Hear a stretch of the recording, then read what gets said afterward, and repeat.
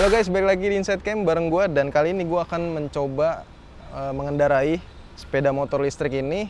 Ini adalah Davigo Dragon S. Mari kita coba ya.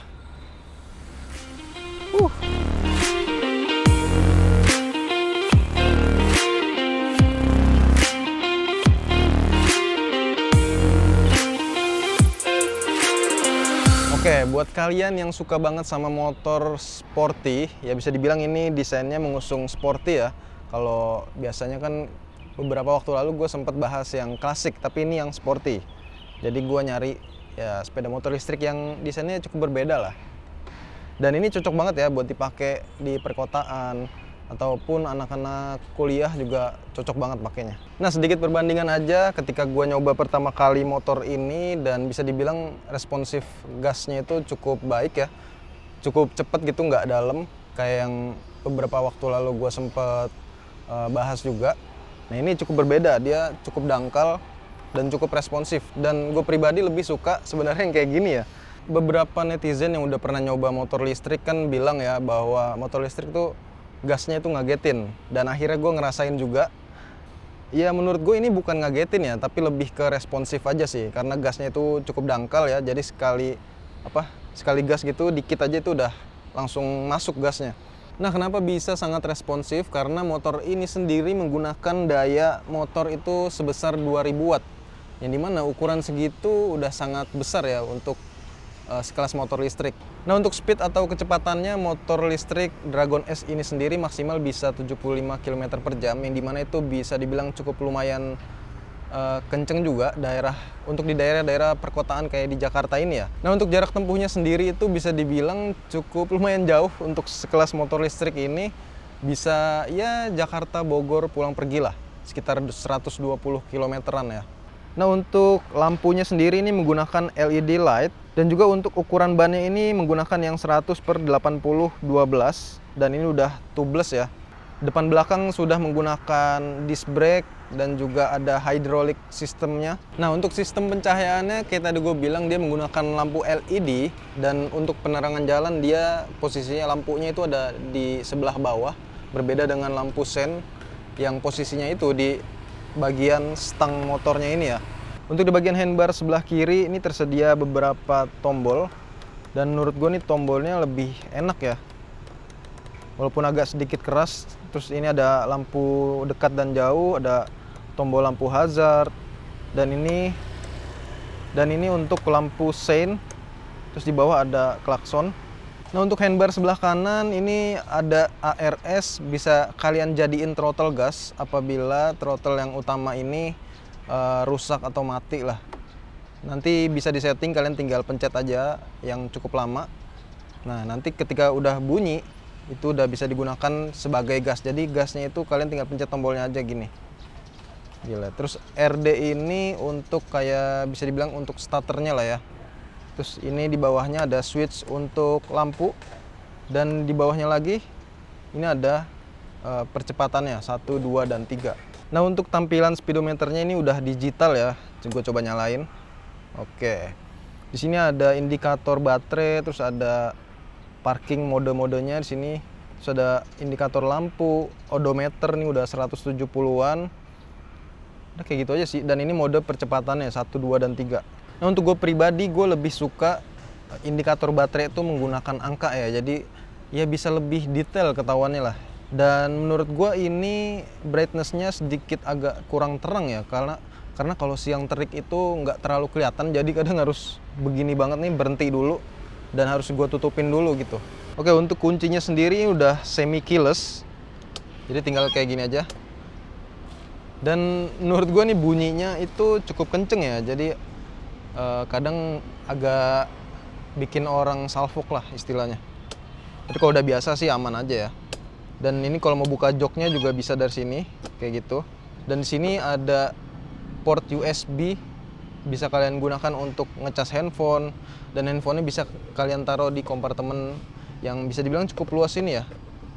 Sini ada cantelan juga buat tas atau plastik. Dan menurut gue di bagian space-nya ini cukup lebar ya. Kalau kalian mau taruh peralatan atau tas-tas kayak gitu, atau kalian boncengan sama anak gitu, Ini udah enak banget bisa tiduran sini ya. Tapi nggak tiduran juga sih. Oke, untuk joknya sendiri ini menurut gue cukup empuk dan tebel ya. Apalagi ini dilapisin sama kulit dan nggak licin juga.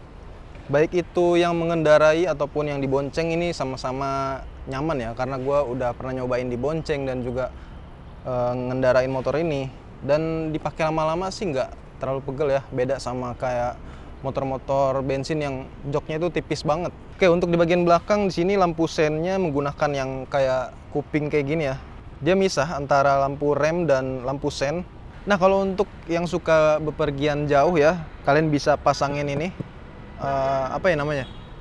Buat sandaran lah. Kalian tinggal pasang aja di behelnya. Dan ya bisa senderan tipis-tipis lah ya, bisa dibilang. Oke, kita ke bagasinya dulu ya.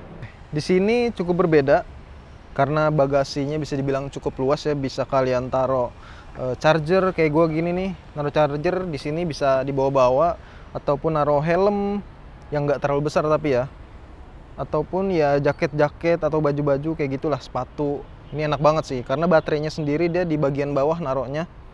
Terus juga di sini ada MCB. Nah, ini biasanya gua matiin ketika mau cuci steam atau mau diservis itu pasti dimatiin dulu. Tapi kalau lagi dipakai masih sehari-hari gitu dipakai, kalian gak usah dimatiin lah. Nah, ini model chargerannya ya kayak gini. Di sini ada lampu indikator, jadi kalau kalian ngecas itu berwarna merah dan kalau sudah full itu warnanya hijau. Ini 72 volt 5 ampere. Nah, ini colokannya ini buat dicolok ke motor, dia pakai yang 3 kayak gini. Terus ini buat ke steker listriknya. Oke, nyoloknya di mana? Ini dia nyoloknya. Nah, untuk pengecasannya sendiri dia ada di bagian luar ya colokannya. Jadi kalian tinggal buka aja. Di sini ada penutupnya biar aman, dan penutupnya ini juga cukup kenceng ya. Tuh. Jadi kalian tinggal buka dan tinggal colok kayak gini.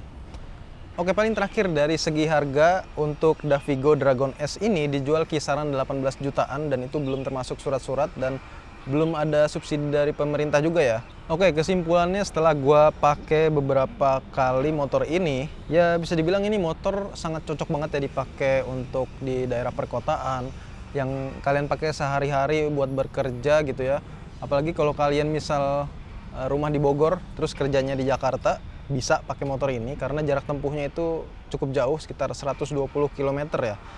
Jadi pulang pergi masih aman lah. Atau kalian pergi ngecas di kantor terus pulang lagi kan jadi bisa lebih aman juga ya.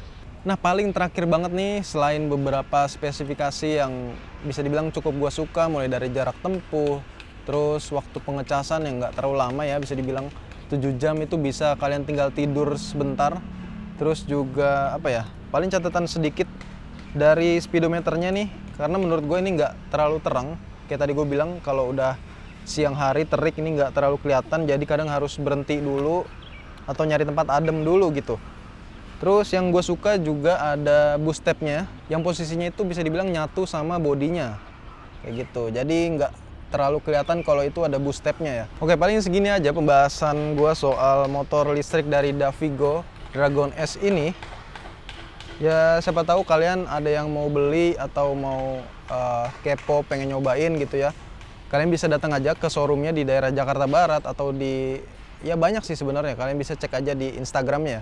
Dan satu lagi yang penting itu adalah dari motor listrik pastinya after salesnya ya.